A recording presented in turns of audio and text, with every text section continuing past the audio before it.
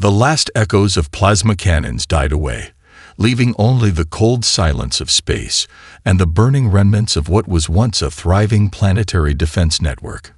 Meridian Prime, a world that had stood as the final bastion of the Solveran Empire, now resembled nothing more than a shattered marble, its once blue atmosphere scarred by kilometers-wide burn marks and radiation storms. Commander Lyra Voss gripped the command chair of the RSS Archimedes, her flagship now little more than a wounded beast limping through the debris field.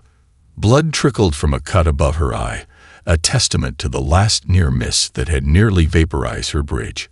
Her tactical display looked more like a graveyard than a battlefield. Red icons marked fallen ships, most bearing the proud golden insignia of the Solveran fleet. "Damage report," she barked, her voice raw from hours of continuous combat. Lieutenant Kara Neal, her youngest tactical officer, looked up with eyes that had seen too much. "Shields at 12%.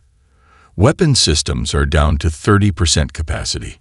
We've lost contact with the orbital defense platforms Charlie and Delta.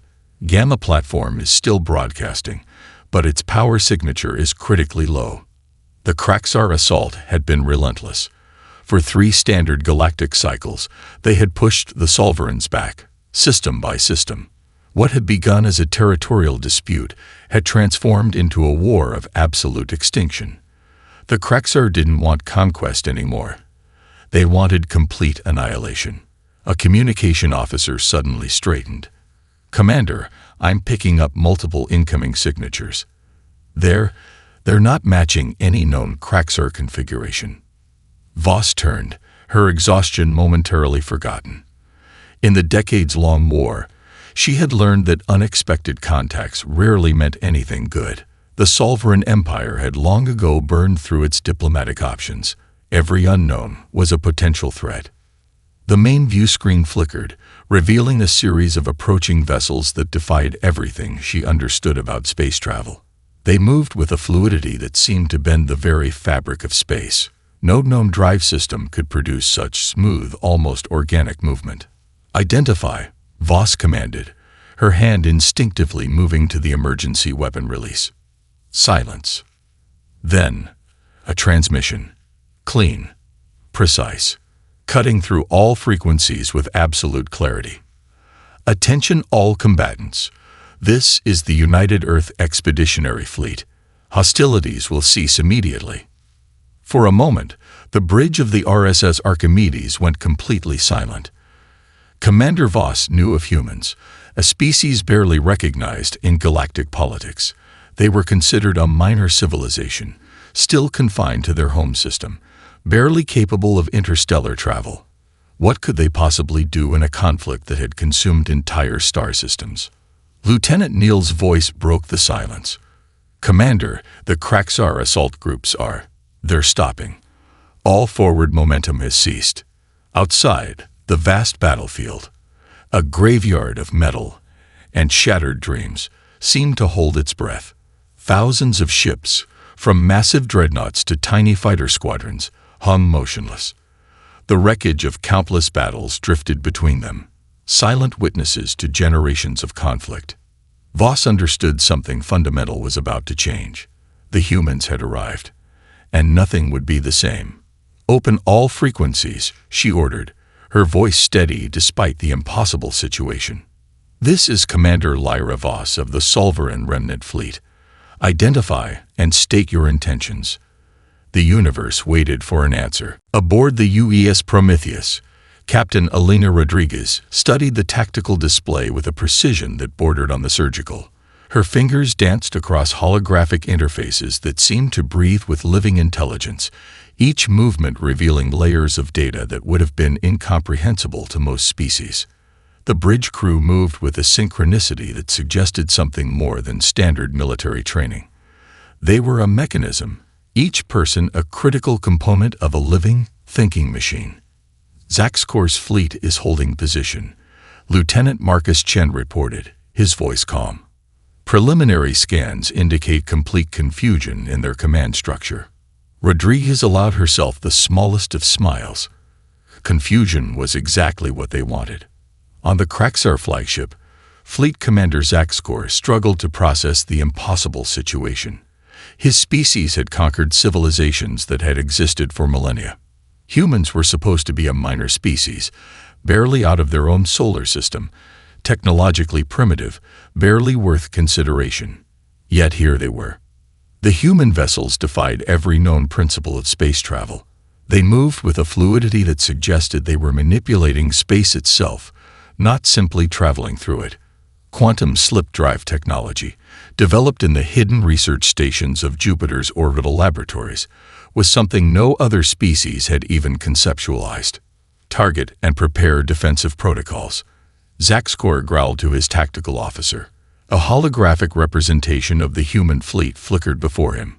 Sleek, almost organic vessels that seemed to shimmer at the edges of perception. His weapon systems began to lock. Then, something unprecedented happened. They didn't just fail. They dissolved. Not destroyed. Not damaged.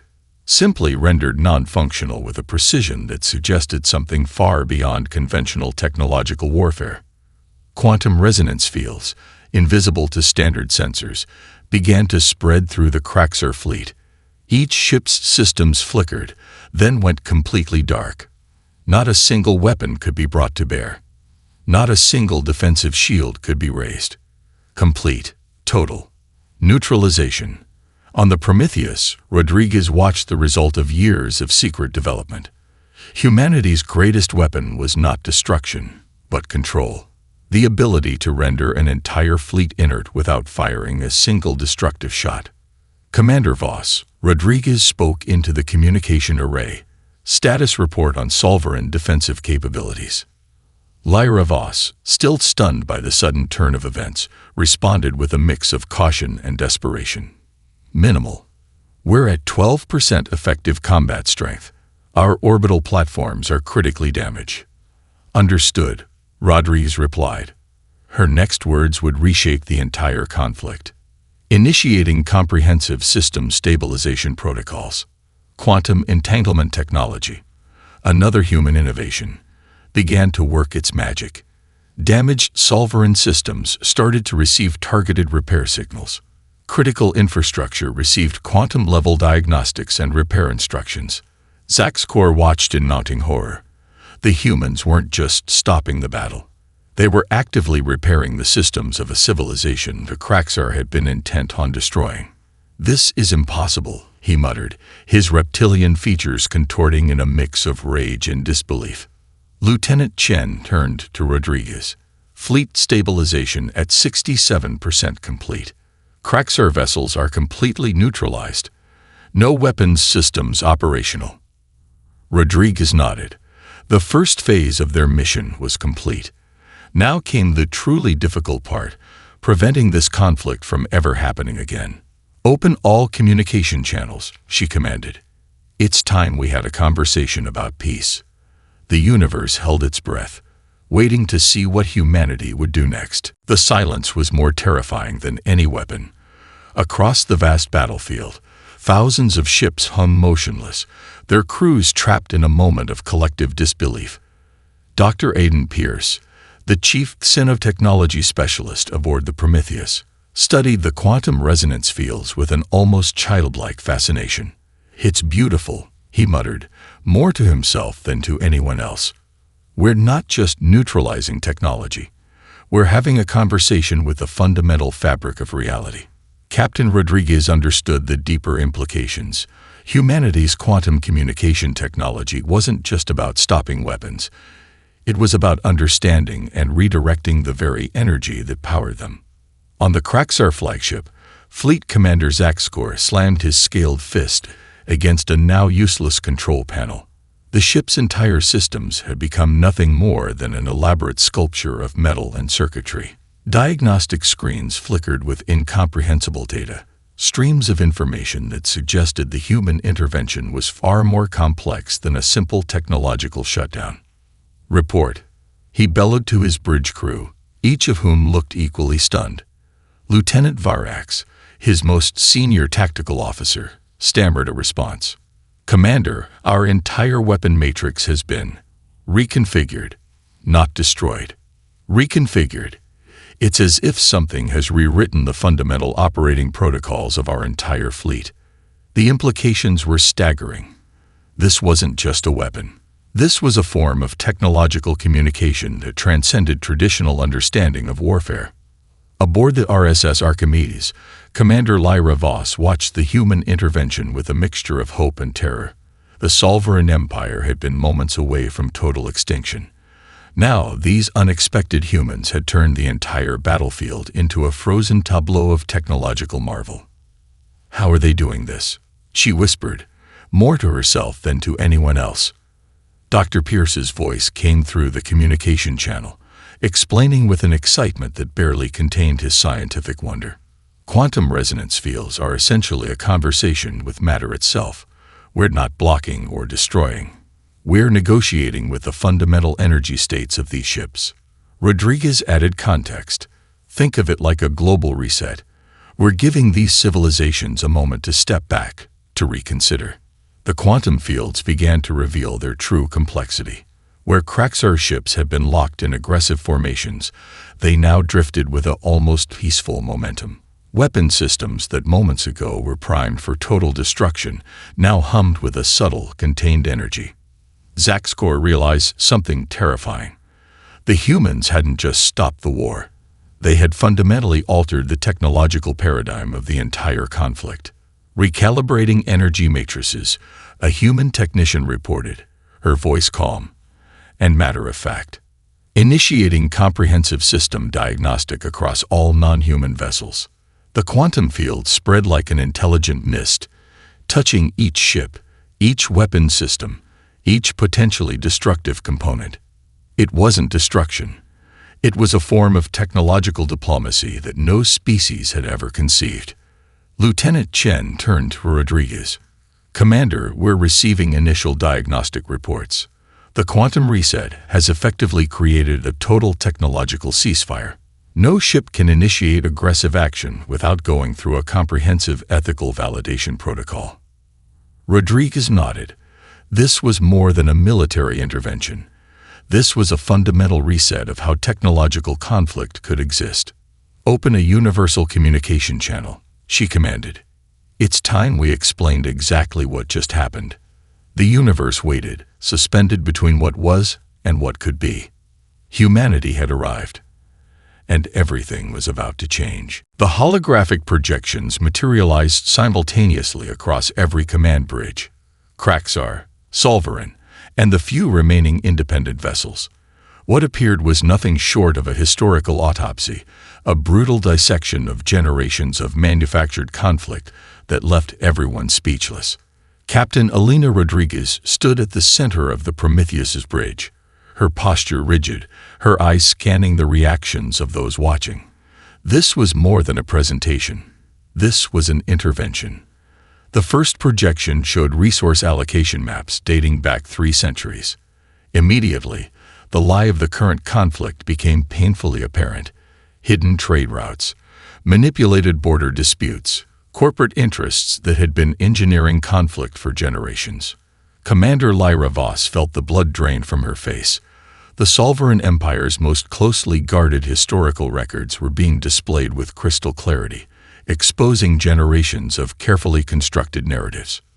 "What you are witnessing," Rodriguez's voice cut through the holographic displays, "is the complete historical context of your conflict. Not propaganda. Not selective historical interpretation. The entire, unfiltered truth." On the Kraxar flagship, Fleet Commander Zaxcor watched in mounting horror. The projection revealed secret diplomatic communications that his own government had buried, negotiation attempts that had been deliberately sabotaged, peace treaties that had been secretly undermined by military and corporate interests. A series of financial trails began to materialize. Complex networks of resource allocation, showing how multiple corporations from both the Kraxar and Solvaran civilizations had profited immensely from the continuous state of war. Total estimated economic manipulation, a calm computer voice announced, indicates 2.7 trillion galactic standard credits generated through sustained conflict over the past 2 centuries. The magnitude was staggering. This wasn't just a war. It was a carefully orchestrated economic engine that had consumed entire civilizations. Dr. Aidan Pierce, the xenotechnology specialist, began annotating the projections. Each layer of data was meticulously cross-referenced, leaving no room for denial or interpretation. Genetic records, communication logs, resource allocation models, everything was laid bare. "We have reconstructed the entire conflict timeline," Rodriguez continued. "Not from your official records, but from raw, unfiltered data. Every communication, every resource transaction, every strategic decision." The most damning evidence came next. Proof of deliberate misinformation campaigns, strategic manipulations designed to keep both the Kraxar and Solveran populations in a constant state of fear and conflict. Zaxcor's communication officer whispered, "They know everything." Not just knew. They were demonstrating knowledge with a precision that suggested something far more profound than simple intelligence gathering. This was a complete deconstruction of generations of lies. Commander Voss realized something terrifying. The humans weren't just stopping a war. They were exposing the fundamental machinery that had created it. "We are providing this information." Rodriguez's voice remained calm, almost clinical, not as an accusation, but as a starting point for genuine dialogue. The holographic displays began to shift. Where once there were maps of conflict, new projections began to show potential collaborative zones, shared resource opportunities, diplomatic reconstruction models that suggested not just peace, but genuine cooperation. Lieutenant Marcus Chen turned to Rodriguez. "Initial psychological impact scans indicate complete narrative disruption across all command structures." She nodded. The first phase was complete. They had shattered the foundational myths that had sustained the conflict. Now came the truly difficult part, helping these civilizations understand a different way of existing. The universe held its breath, waiting to see what would happen next. The scans began to reveal something far beyond conventional understanding. Dr. Aidan Pierce moved between holographic displays, his hands weaving through complex data streams that seemed to dance with living intelligence. "This isn't just technology," he muttered, more to himself than to anyone else. "This is a complete reimagining of technological interaction." The UES Prometheus carried systems that defied every known principle of galactic engineering. Communication arrays that could simultaneously translate, mediate, and analyze across multiple species communication spectrums. Defensive networks that didn't just protect. They anticipated, adapted, and neutralized threats before they could fully form. Lieutenant Marcus Chen highlighted key diagnostic points. "Our quantum resonance communication systems are operating at 0.003 millisecond response rates. Complete network integration across all fleet vessels. Zero latency." Commander Lyra Voss watched in a mixture of terror and fascination. The human technology was so advanced it bordered on the mystical. Where Solveran systems required complex manual interventions, these human networks seemed to breathe and think autonomously. On the Kraxar flagship, Fleet Commander Zaxcor received the first comprehensive scan reports. The data was almost incomprehensible. The human vessels weren't just technologically superior, they represented an entirely different paradigm of technological existence. "Quantum entanglement communication protocols," one of his science officers read aloud, her voice trembling. "Complete real-time information processing across multiple dimensional states. It's impossible." But it was happening right before their eyes. The Prometheus's defensive systems were a marvel of engineering. Multiple layers of protection that didn't just block incoming threats, they understood them, anticipated them, neutralized them before they could even fully form. Dr. Pierce began to explain, his excitement barely contained. "We're not just protecting against threats. We're engaging in a continuous dialogue with potential conflict. Our systems don't just defend. They communicate, negotiate, and redirect." A holographic representation materialized, showing how human technology interacted with the surrounding space. It wasn't a static defense. It was a living, breathing network that constantly analyzed, understood, and responded to potential threats. Neural adaptive quantum matrices, Chen reported. Complete environmental integration at the subatomic level. The implications were staggering. This wasn't just advanced technology. This was a fundamental reimagining of how technology could interact with reality itself. Commander Voss realized something profound. The humans hadn't just arrived with superior weapons. They had arrived with a completely different understanding of technological potential. Zaxcor watched as preliminary scans revealed layers of technological capability that made the Kraxar's most advanced systems look like primitive toys. Communication networks that could analyze entire civilizational communication patterns in milliseconds. Defensive systems that didn't just protect, they understood and redirected potential conflicts at their most fundamental level. "We're receiving continuous adaptive feedback," a human technician reported casually, as if discussing something as mundane as the weather. "Comprehensive cultural, technological, and communication analysis ongoing." The quantum communication networks began to reveal their true complexity. They weren't just processing information. They were creating a comprehensive understanding of the entire conflict, its history, its potential futures. Lieutenant Chen turned to Rodriguez. "Complete technological assessment complete. We've not just neutralized their weapons. We've provided a comprehensive diagnostic of their entire technological ecosystem." Rodriguez nodded. This was more than a military intervention. This was a complete technological reset. "Prepare comprehensive reconstruction protocols," she commanded. The universe watched, suspended between what was and what could be. Humanity had arrived, and nothing would ever be the same. The moment Captain Elena Rodriguez began to speak, something fundamental changed in the universe. Her words carried a weight that transcended simple communication. The quantum translation arrays ensured that every nuance, every subtle inflection was perfectly understood by every species present. No miscommunication, no room for misinterpretation. "Galactic Conflict Resolution Protocol initiated," she announced, her voice calm and absolute. The holographic displays across every ship transformed. Gone were the stark military interfaces. Instead, complex networks of potential diplomatic solutions began to materialize. Living, breathing models of conflict resolution that showed not just an end to the current war, but potential pathways to long-term stability. Commander Lyra Voss watched in astonishment. These weren't simple diplomatic proposals. They were comprehensive reconstruction models that addressed generations of underlying tensions. Fleet Commander Zaxcor felt something he hadn't experienced in decades: genuine uncertainty. The human ultimatum unfolded with surgical precision.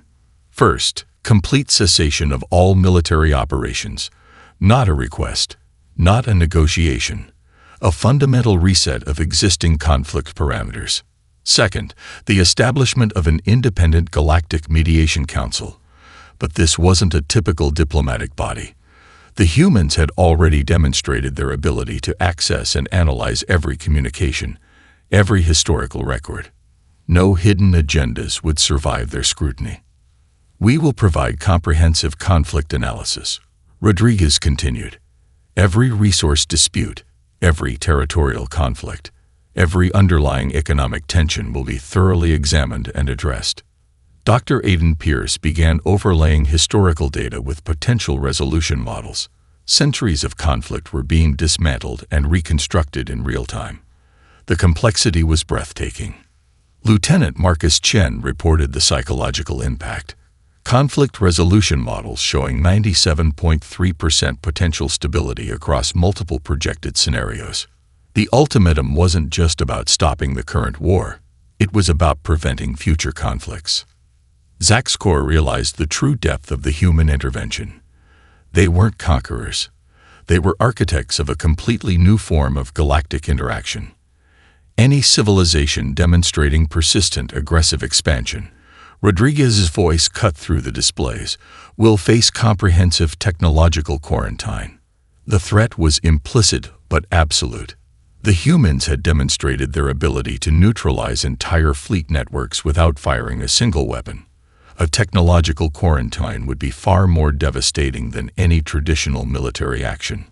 The display showed potential scenarios. Entire planetary economies could be rendered inert, not through destruction, through a complete shutdown of technological infrastructure. Commander Voss understood the brilliance of the approach. The humans weren't threatening violence. They were offering a path to genuine peace, with consequences so total that no civilization would dare challenge them.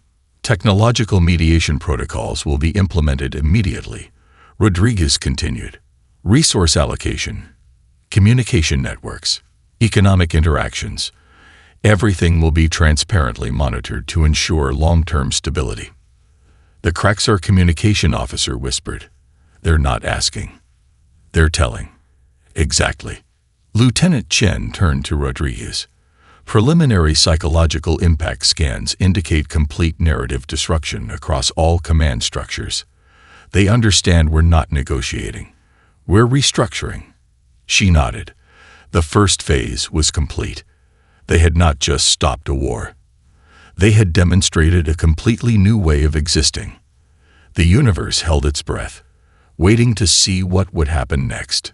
Humanity had arrived, and everything was about to change. The first diplomatic conference began in a space unlike any previous galactic meeting.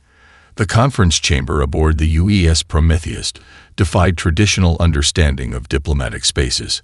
Holographic interfaces shifted and breathed, displaying real-time data streams, historical context, and potential resolution pathways. Representatives from the Kraxar and Solveran civilizations sat, or in the case of the Kraxar, perched, in chairs that seemed to adapt to their unique physiological needs. No detail was too small. No potential misunderstanding left unaddressed. Dr. Aidan Pierce stood as the primary mediator, his expertise in xenopsychology and technological integration making him the perfect bridge between civilizations that had known only conflict for generations. "We're not here to assign blame," Pierce began, his voice translated with perfect nuance across multiple communication spectrums. "We're here to understand, to deconstruct, to rebuild." The holographic displays began to show the human approach to conflict resolution. It wasn't about winning. It was about understanding. Commander Lyra Voss watched in astonishment. The humans were doing something unprecedented. They were treating the conflict not as a military engagement, but as a complex psychological and systemic problem to be solved. Layer after layer of historical context was revealed. Economic pressures that had driven the conflict. Psychological mechanisms that had sustained generations of hatred. Cultural misunderstandings that had been deliberately exploited by various interest groups. Fleet Commander Zaxkor found himself confronting uncomfortable truths. Kraxar expansionist policies had been driven not by genuine territorial needs, but by a complex network of corporate interests that had manipulated cultural narratives for generations. Lieutenant Marcus Chen managed the data streams, ensuring that every piece of information was presented with absolute clarity. No hidden agendas. No selective interpretation. Complete, unfiltered context. "Our analysis reveals," Chen reported, that 73.6% of the conflict's sustained momentum was driven by economic interests that benefited from continuous warfare. The representatives from both civilizations sat in stunned silence. The human approach was ruthlessly comprehensive. They weren't just presenting information. They were deconstructing the very psychological and systemic mechanisms that had sustained the conflict. Holographic models began to show potential cooperative scenarios, shared resource development, joint scientific initiatives, economic models that demonstrated how cooperation could generate exponentially more value than continuous conflict. Dr. Pierce dove deeper. "We're not just showing you what went wrong. We're demonstrating what could go right."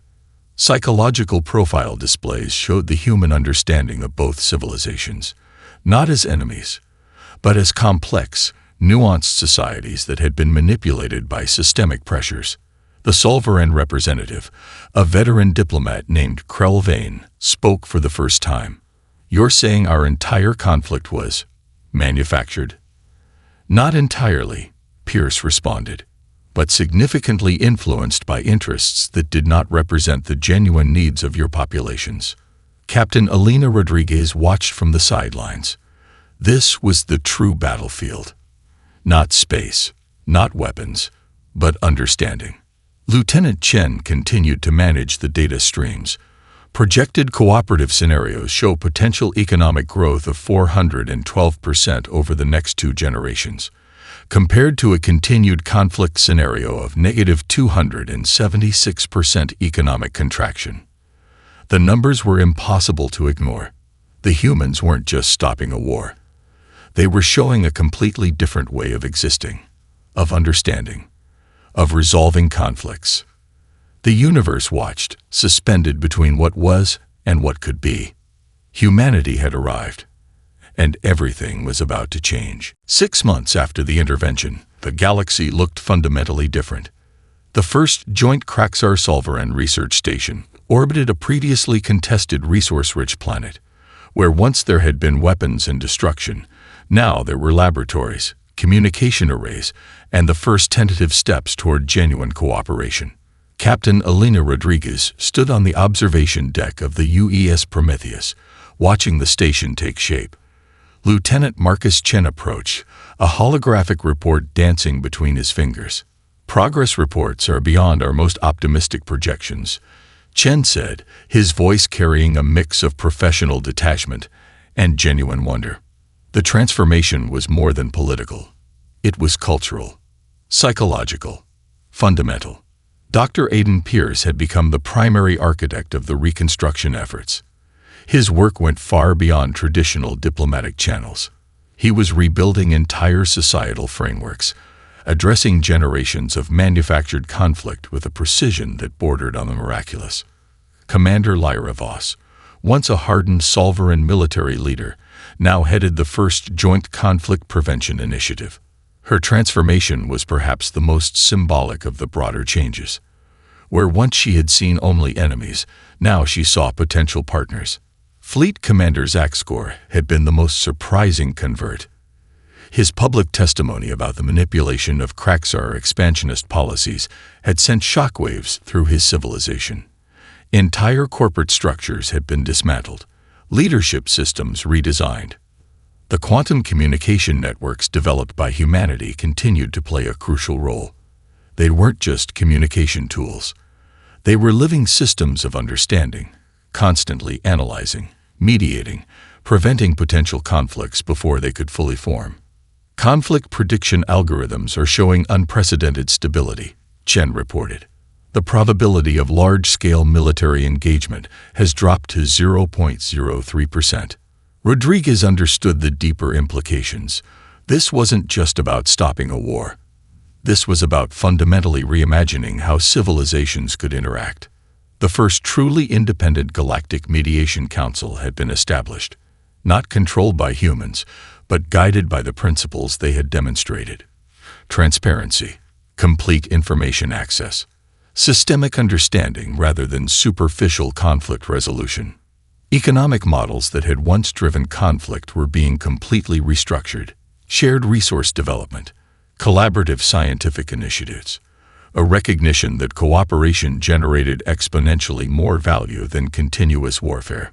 "We didn't conquer," Rodriguez reflected, more to herself than to Chen. "We showed a different way of existing." The human intervention had done something unprecedented. They had not just stopped a war. They had provided a complete systemic reset, a way of understanding conflict that went beyond traditional military or diplomatic approaches. Holographic displays across the new research station showed the depth of the transformation. Joint scientific initiatives, shared technological development, cultural exchange programs that went beyond simple diplomacy. The quantum communication networks continued their work, constantly analyzing, constantly understanding, preventing potential conflicts at their most fundamental level. Complete systemic integration at 87%, Chen reported. Projected long-term stability increasing exponentially. Rodriguez nodded. This was the true victory, not through destruction, but through understanding. On the observation deck, watching the first truly collaborative space station take shape, she understood something profound.